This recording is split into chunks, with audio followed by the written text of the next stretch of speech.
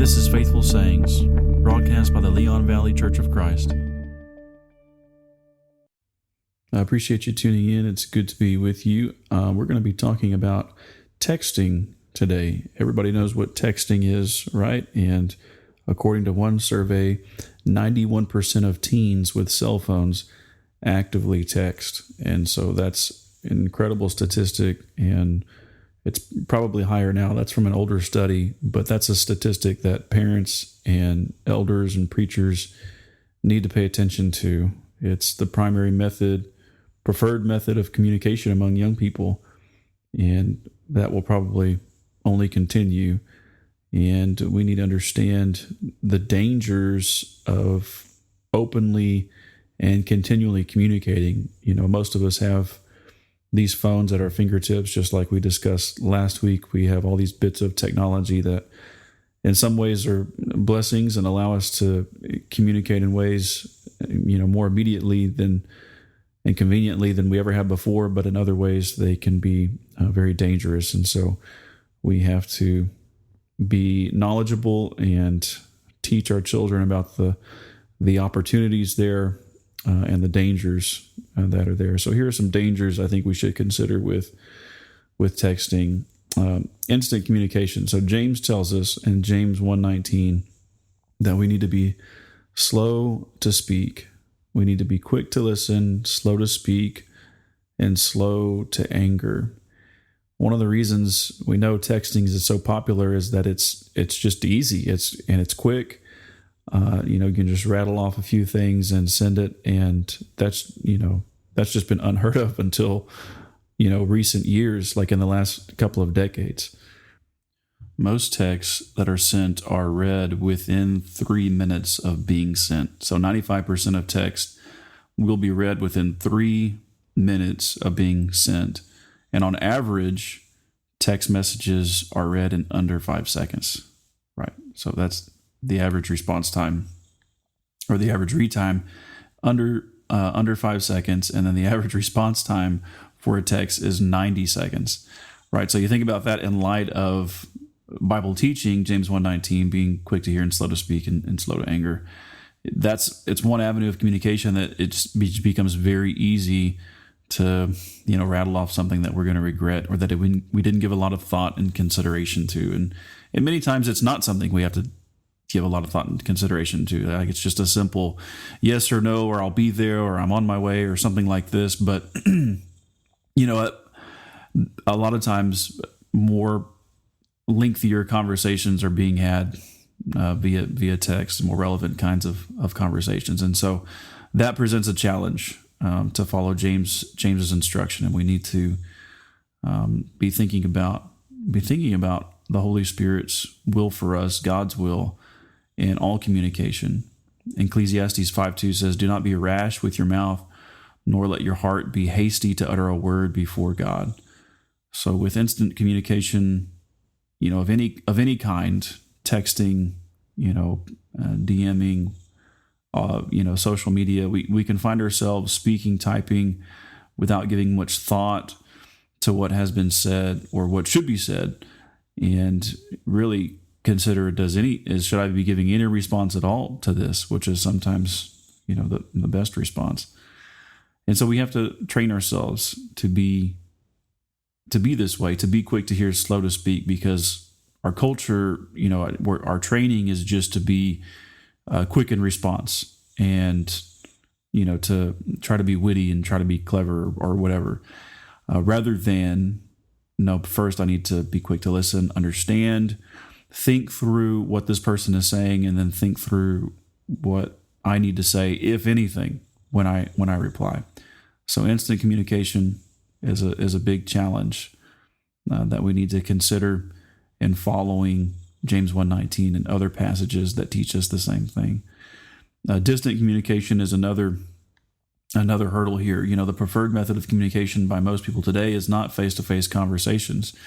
It went from being that to being talking over the phone, and even that's not really all that prominent anymore. It's simply just those messages, typed messages that we use online, on social media posts, and on our phones and texting. And so as we know, it's convenient for, that those non-critical information messages that we sent, like I'm going to be late, or sorry the game is canceled, or whatever the case may be. But it becomes troublesome when the conversation turns to more important things. It's hard to have a meaningful, constructive conversation through text. It's not to say that it can't be done or that things can't be constructive, but face-to-face interaction, we have immediate connection there between the speaker and the listener. And when the roles are reversed, there's the eye contact, there's the vocal patterns, there's the tone and the voice, there's the hesitation, there's emotions and expressions, that just aren't going to be able to be conveyed in the same way with a text message. And so, I think we need to give serious thought to considering, when we need to have those kinds of conversations. Serious matters, serious conversations need that kind of setting. It's hard to imagine the prophet Nathan confronting King David through text, saying what he said in 2 Samuel 12, right? Nothing can ever take the place of face-to-face conversations, right? That's what we were designed to have. Again, it doesn't mean, text messaging is wrong. It certainly can be, but it's not the most efficient. It's not the most effective means of communicating important, serious matters.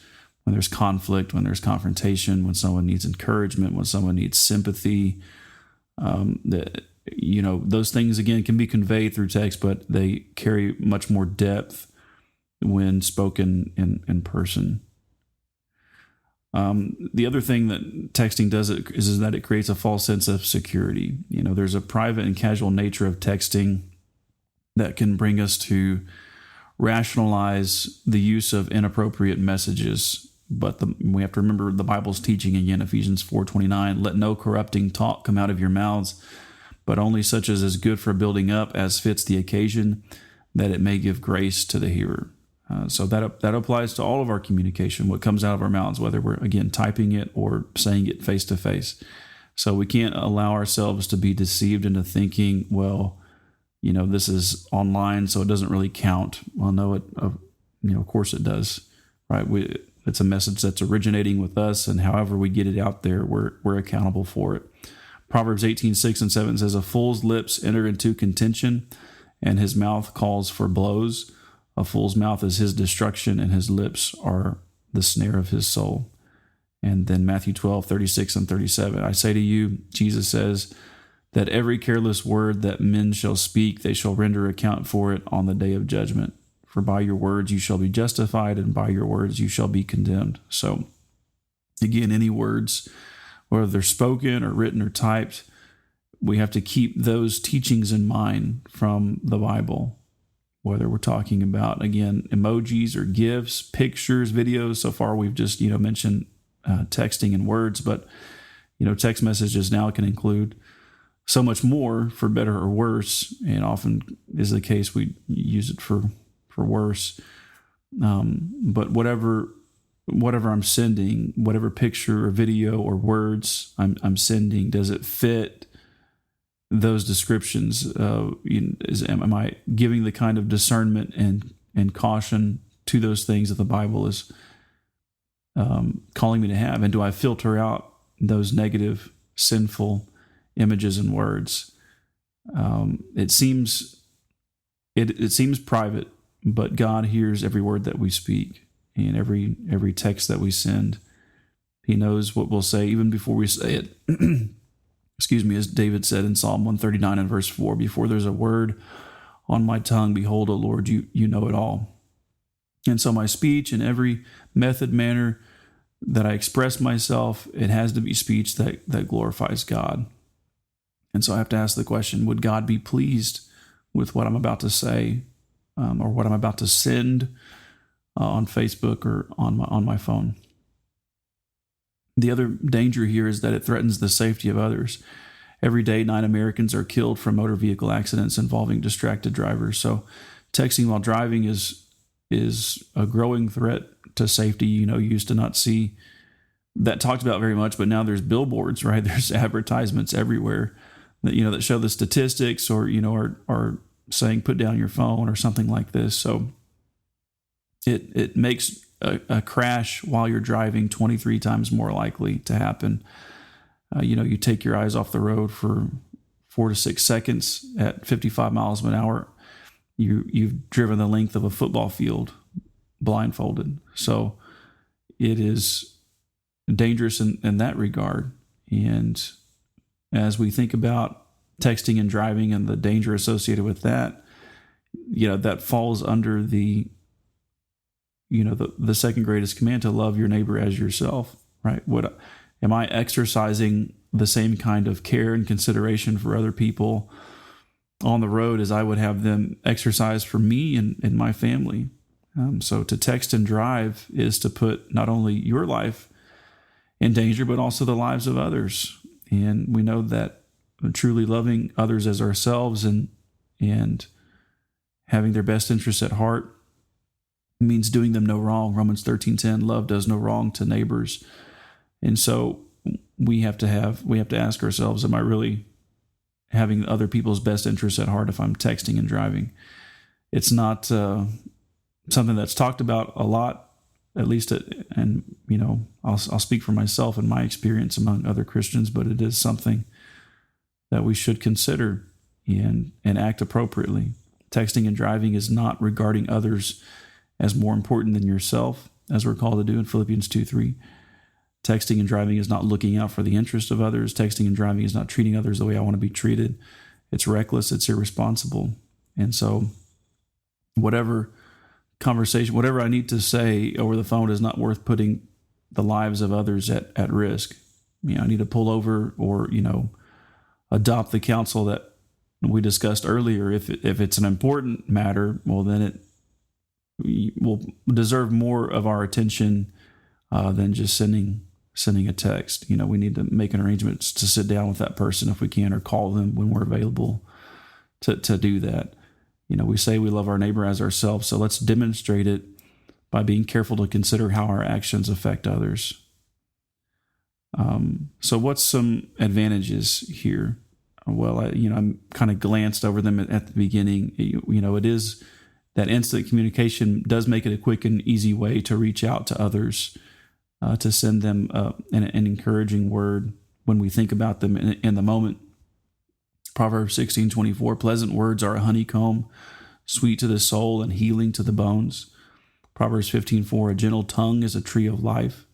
Proverbs 25:11, a word fitly spoken is like apples of gold and settings of silver.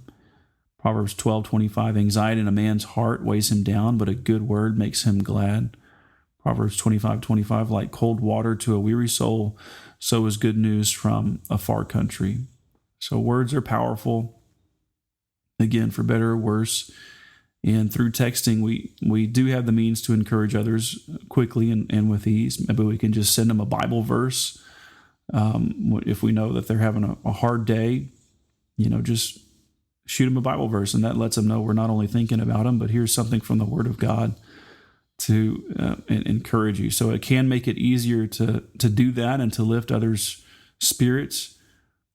We can just send them a quick text to say, I'm praying for you today, or what your test or your interview or whatever's going down, or whatever difficulty may be happening. So you can do that in a matter of seconds. When we consider Hebrews 3:12 through 13, we have this responsibility.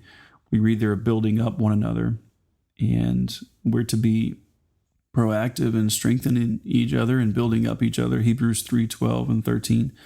Take care, brethren, that there's not an evil, unbelieving heart that falls away from the living God, but encourage one another day after day as you see the day drawing near. So that's my paraphrase. I'm fusing a couple of passages together there, but the point is that we do it day after day. We have this responsibility to reach out and lift up those who are discouraged, struggling, who need help before it becomes too difficult and before it becomes too late and they're hardened by sin and no longer willing to listen.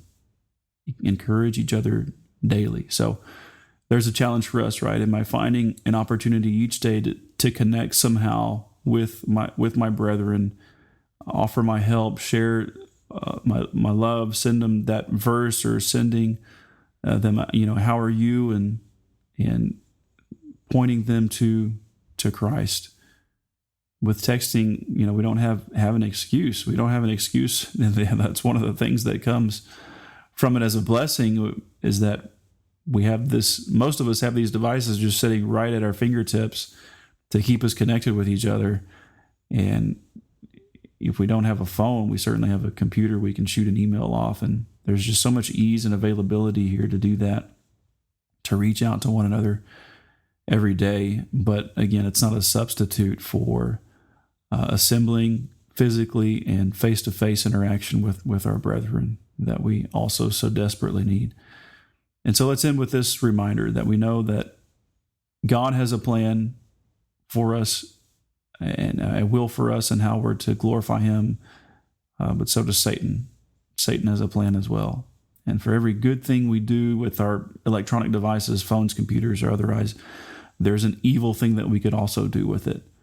And so every day we have this choice. Am I going to use my phone and my text and my emails and my Facebook posts for good or evil? And there are so many ways you could use your phone to honor and glorify God. So something we can do is pray for that very thing. Lord, with every text, post, comment, or like, may I point others to you and glorify your name. I thank you for tuning in today. I look forward to studying with you again.